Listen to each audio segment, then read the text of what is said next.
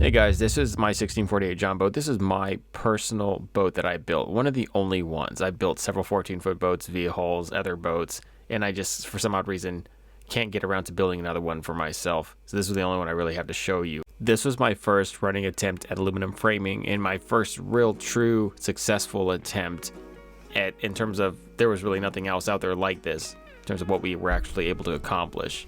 In fact, this boat is probably as old as the Tiny Boat Nation is.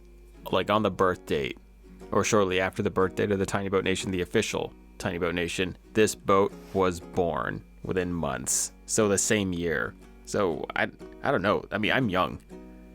Like this is me when I'm like much younger and still not worn out and kind of still able-bodied. And my son, look how young he is. Jeez, he's still a young man. He's like in kindergarten. He's like 14 today. I guess you could say that any boat that I did left its mark, so to speak. But this boat, I felt when I did it, because there were a few of us, this one truly set me apart in its own realm. It was in a class of its own for as long as it lasted, which it didn't last very long because of how fast small boat building went once everything got organized. But during its 15 minutes of fame, as far as DIY garage Jon Boat builds went, there was no better Jon Boat on the planet. I say that officially for just that period of time, however long it was. Felt like an eternity, and it also felt like it was gone in an instant. This boat was my first attempt at framing aluminum. I had done everything out of wood decks, wood frames. I was, and I was thinking that was freaking great, but then Ryan from Fire and Fishing, him and I were kind of collaborating back and forth, and I was watching his stuff, and he was actually framing his entire boat out of aluminum.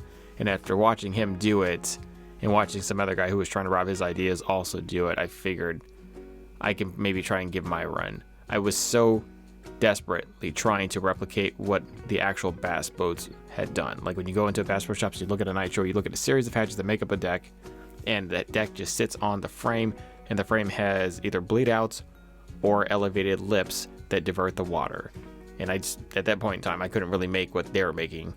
At least I didn't think about it at the time. So I thought, hey, I can get angle, I can bend it, and I can rivet it underneath tubing, and I can make that bleed out port. And I also got to really work with aluminum, and I kind of fell in love with it at that point in time. I learned what brazing was, and I thought it was the most awesome thing.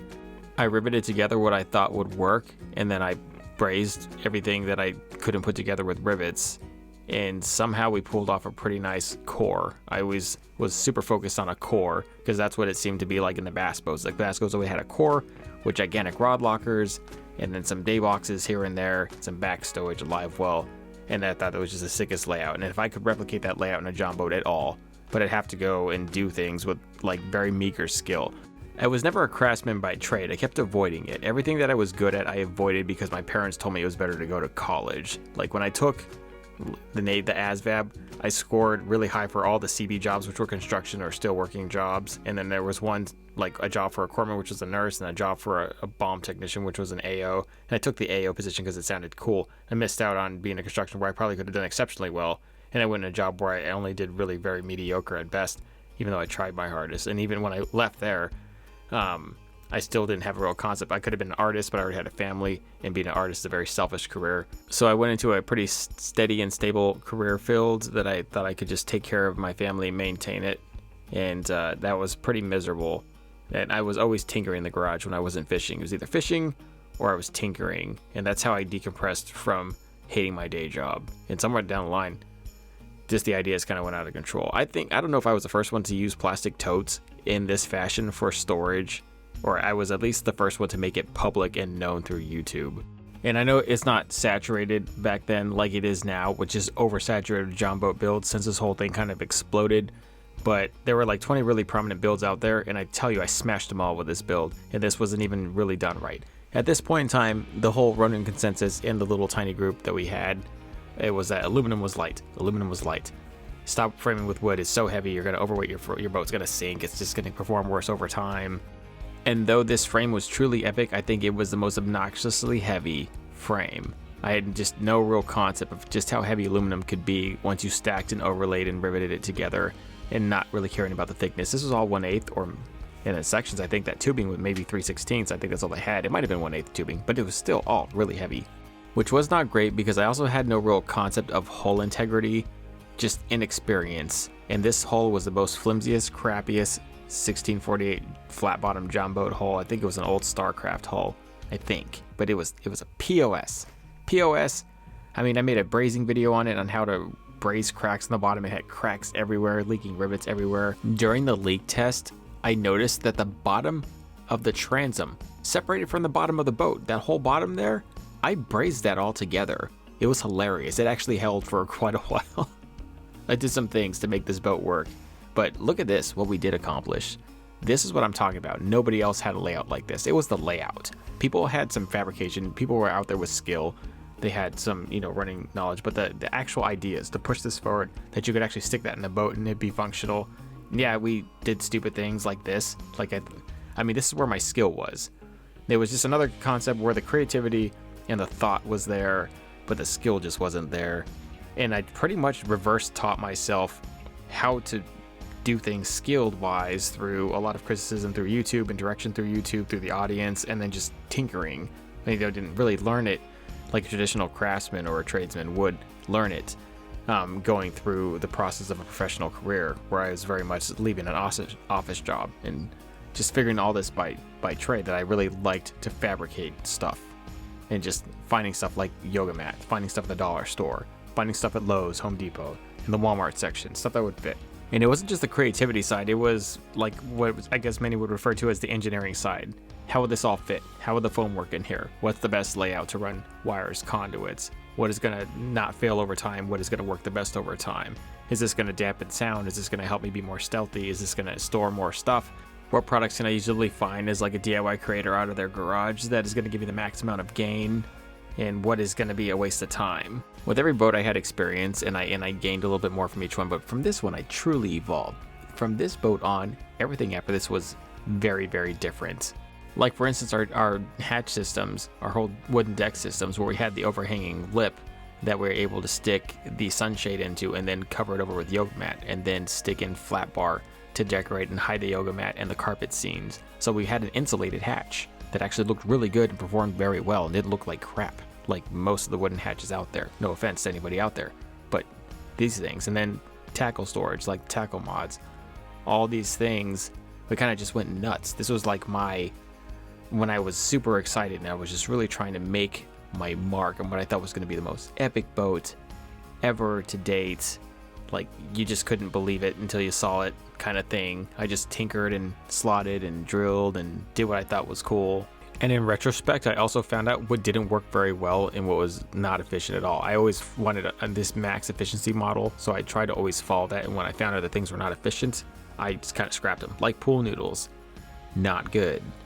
We thought the pool noodles were good. I mean, you looked on the forums, you looked at any viewable place for information, and pool noodles were a viable source of flotation that a lot of people recommended. And I found out that they were not.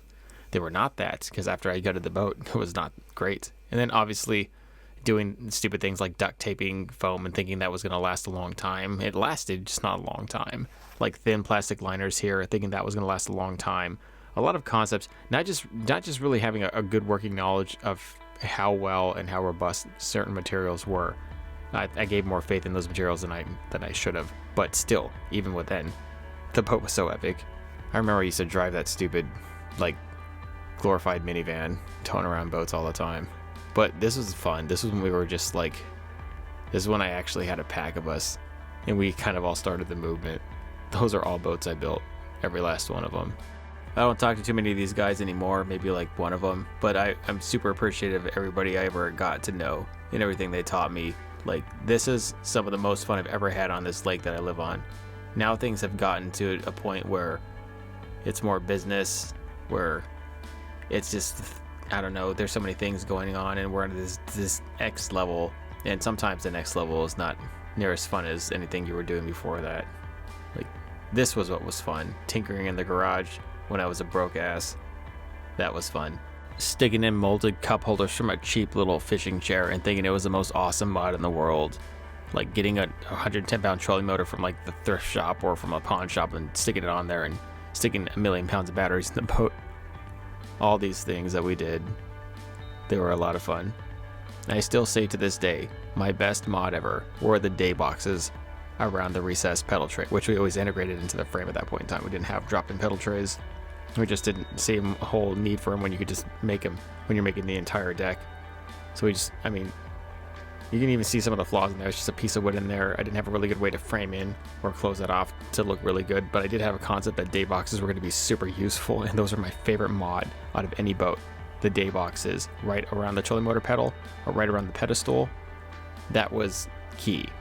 I've tried to make that mod in every boat that I pushed forward after that because it was such a crucial game changer. I could not believe it. But they have since become cleaner and more refined than they are now, that I will say officially. Coming up with a few good ideas here and there that weren't even in the mainstream boats but were still pretty cool, like figuring out how to use the cheap Amazon struts and figuring how to use ball joints and sticking those in when nobody else was even using those. Coming up with my own terminology that drove like actual experienced boat builders and fishermen nuts. Getting criticized mercilessly by other boat builders and engineers and fabricators and even some aircraft mechanics who just tore me a new one. And even some electricians, which I took the electricians' criticism the most crucial. I thought that was extremely important, which is really how we developed our wiring system. The wiring in this boat was completely junk. I was even using wire nuts. The concepts I had here were just wild. Like every once in a while, you see somebody who just learned that they're really good at fabricating for the first time. You watch them on YouTube, you watch how proud they are of something, and it's just wild and crazy. And you know, just based off experience now, that it's gonna fail later. But just the fact that they did it, and that it's a pretty cool concept in theory, that's like, I really cheer for that person when I see them on YouTube or when I see them on Instagram, and I look at them and I'm like, you know, you got it, man. Just stick with it. Do your thing. And then figure out it doesn't work and then move on, grow from it. A lot of things didn't work in here. The drain hole, the kayak drain plug in the bottom of the tote, that didn't work as well as I had thought. And then the pool noodles also didn't work as well as I had thought. Putting these little Coleman lights up there and thinking they were gonna hold well and just give me an easy way to bypass not having to run wires through the hatches, that also failed. It was not great. They lasted, actually all of this did work well for quite a while. Some things worked obviously longer than others. The deck was probably the coolest thing. Hanging 1,000,000 pounds of baits off the end when I was like trying to get into throwing big swim baits was probably not great. My favorite thing about this boat was clearly the layout. The fact that I could store an obscene amount of rods and one side tubed. You know, I didn't have the common sense to flare the tubes or even know how to flare the tubes. I kind of had some sort of sense, but those are not flared tubes there. And then the back end area where you would actually engage the rods. Later on, we performed actually very good ways to store the rods inside a small locker like this, but it had to start somewhere. Were we using little Atwood, like rod holders from Walmart? Like I always mercilessly like hoarded the Walmart boat section, since down here in Havasu they got a bunch of boat parts here. Like in most Walmarts you don't ever see it, but in Havasu there's tons of parts, and so I was always like a Walmart warrior, just grabbing parts everywhere I could. I also tried sideways hatch openings because I thought it would be convenient no matter what part of the boat you were in, the back or the front, that you'd be able to open the hatch and you wouldn't have to get behind the hatch to open it up. Worked really well when you're on the boat, not so much when you're trying to pack your boat in the garage. But the layout, look at the layout. I love this layout. I would do this layout again, minus the sideways flipping hatches. It was an epic layout with a concept design that worked really well, some parts much more than others. But the point is that it worked very well.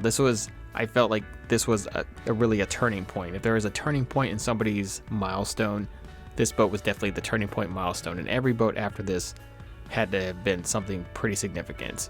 And up until this boat was published, where I actually did something out of aluminum and made all these concepts and put those totes in and framed it all in and made it look the way it did, I had got like a ton of relentless dissent from people out there who had been doing this or who are currently doing boats. And it just, when I published this boat, I felt like it changed my status in the Tiny Boat Nation, like where people finally just acknowledged me as somebody who was formidable and making something that was pretty epic. Like people that would mercilessly criticize me and flame me, they just disappeared.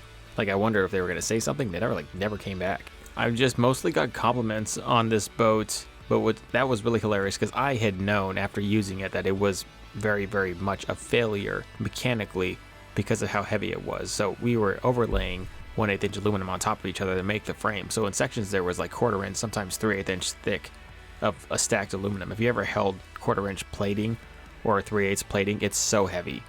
It is so heavy. So parts of this boat were just obscenely overframed. Way heavier than any sort of wood frame that I could have duplicated to accomplish the same purpose would have ever been. Just in terms of density and everything. Also the live well systems. That was like my first run at a live well using the small toads. Just making a running concept of how to make it work. Putting kayak drain plugs at the end. Just letting it free flow drain down the spines of the boat versus running an actual tube drain. They worked. All it worked. The funny thing is all these concepts may look stupid now today because of how far we are ahead, miles and miles ahead.